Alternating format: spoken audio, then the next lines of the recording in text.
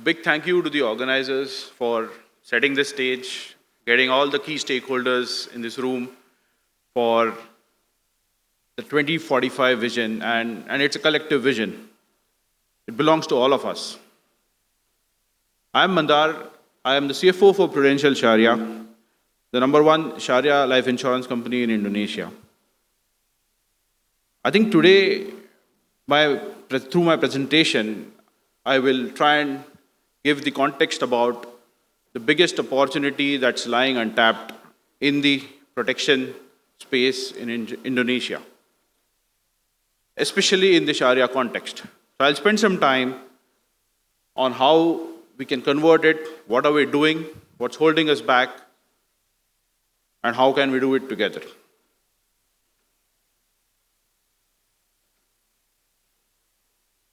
Indonesia at a glance, when we look at the whole country, it's 284 million population, about 60% in productive age, about 240 to 250 million Muslim population. But when we look at the insurance penetration, it's significantly lower. It's only around less than 3% overall, and when we talk about the Sharia space, it's less than 1%. So the opportunity defines itself in some of these numbers. We are 1/3 of the ASEAN GDP, but we are not there in terms of the insurance penetrations. When we zoom out a bit, and when we see it in context of some of the other economies in Asia and across the world, if you focus on the third column, which talks about the insurance assets to GDP, Indonesia is one of the lowest. It sits at about 4%, where most of the other Asian peers are in high teens or early 20s. This denotes the size of insurance assets as a percentage of the GDP.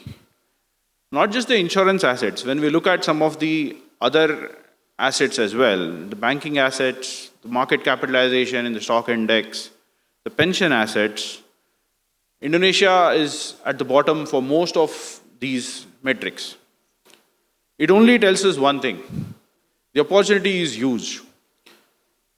It's one of the largest populated countries in the ASEAN region, one of the largest in Asia, and still lagging on some of these indicators, which only tells us the kind of opportunity that exists. When we look at it in context of life insurance, and when we see the overall life insurance industry, we have about 22 million lives covered in Indonesia out of a total population of about 280 million. That's only about 10% of the people that are covered. In contrast, when we look at Sharia life insurance, it's only about 1 million people covered. We are talking about 250 million Muslim population and only about 1 million covered in life insurance. So on one hand, we have the world's largest Muslim population, but on the other hand, it's one of the world's lowest penetrated as well. We have seen a shift that has happened over the last few years on the Sharia insurance itself. For some people who are not in sync with the industry movements, there has been regulatory push for spin-off. In 2022, the regulations came out. 2026 is the deadline. Most of the companies are in the process of spinning off. Prudential Sharia was one of the first ones to actually spin off and take the leap. What we have seen is the industry is growing much faster, the Sharia industry. Overall industry is lagging behind. So that way is a clear shift between the assets that are moving from the conventional or the overall insurance and into the Sharia business as more and more companies spin off.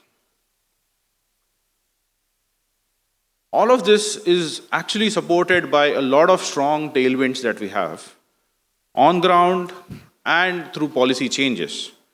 The government priority roadmap for the next 5 years, 2025, 2029, targets Indonesia being number one Sharia economy globally by 2029.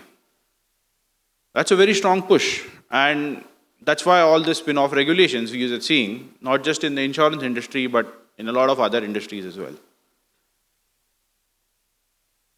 When we look at the awareness index and the Sharia literacy, 43% is a very high number. So people are more and more aware about the Sharia industry. However, the gap between that awareness and inclusion is still very high. When we look at that gap, it's about a 30% gap, and that's a huge opportunity that comes along with it. Just previous to me, my colleague at the BSI also alluded to this. The Sharia lifestyle is actually becoming more and more mainstream. Conformist and universalist are roughly at 45-50%. That's a huge untapped potential from a Sharia business perspective. Now, all of these tailwinds mean only one thing. There's a huge opportunity that's available. We did some internal research as well. We're looking at a 300 trillion kind of opportunity when we look at the Sharia insurance space. That's an accessible market. Today, as a whole, Sharia life insurance industry has only about 5 trillion. The potential is huge. And that's what the 2045 vision is and should be. When we look at where the gap is coming from, about 40% people looking at savings and longer term stability financially. About 1/3 of the people are looking at protection gaps. About 1/5 asking for health. And rest of the investment oriented demand is about 8%. So we're looking at various aspects that insurance as an industry can cover. But as I said, today is only about 5 trillion coverage. How can we unlock this opportunity? I think there are 4 key enablers that as an industry person we see. Now when we do look at regulatory push, I spoke about the spin-offs, but we clearly need a lot more life insurance players in the industry. That's the only way to reach this huge potential demand that exists.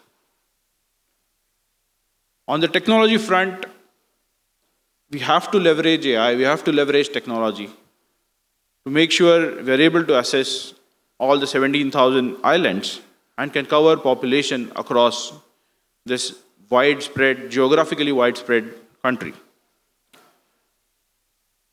A light touch distribution model, which is aided by technology, can enable us reach all of these places. Last is on the financial instrument itself and the whole ecosystem. And we are fortunate to have regulators speaking before me as well. A lot of the thinking is going in the same direction.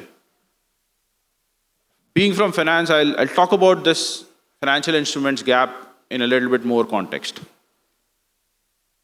As an insurance industry, we underwrite products and protection products which go across to 25 years, 30 years, 50 years, some of them even whole life, which are legacy products.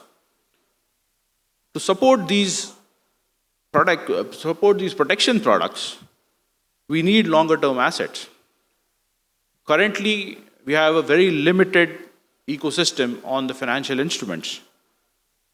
That restricts our ability as an industry to innovate on products, to offer better returns, and as we are carrying this mismatch on our balance sheets.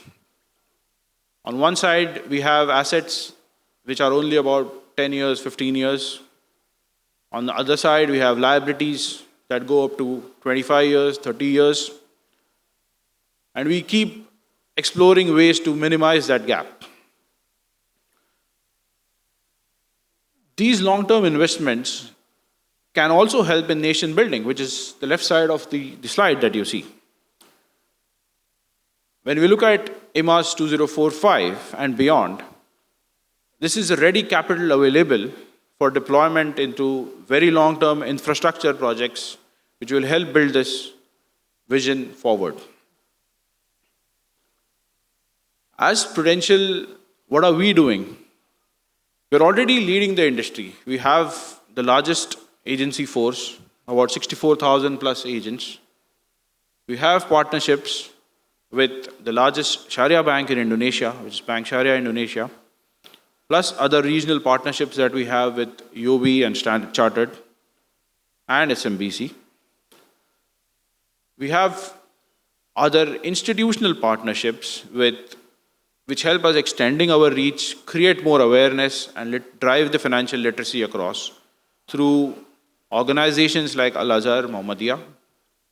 We continue to work with all of these models to make sure we reach as many people as possible.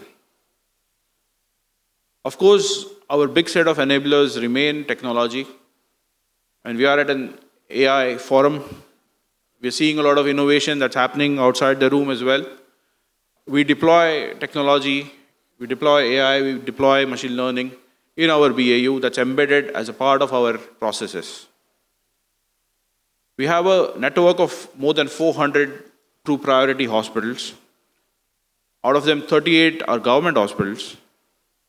And all of that is available to all our customers who want to access the cashless facilities, etc. So we are creating the reach, we are creating what we can. As a result, we have been a dominant market leader with more than 22% market share. But when we look at the context, it's not about the market share at all. As I said earlier, it's about the whole opportunity that we have. And there is more than enough for a lot of players to play in this market. It's a huge untapped potential that lies in. So to sum it up, we're saying that it's a huge opportunity.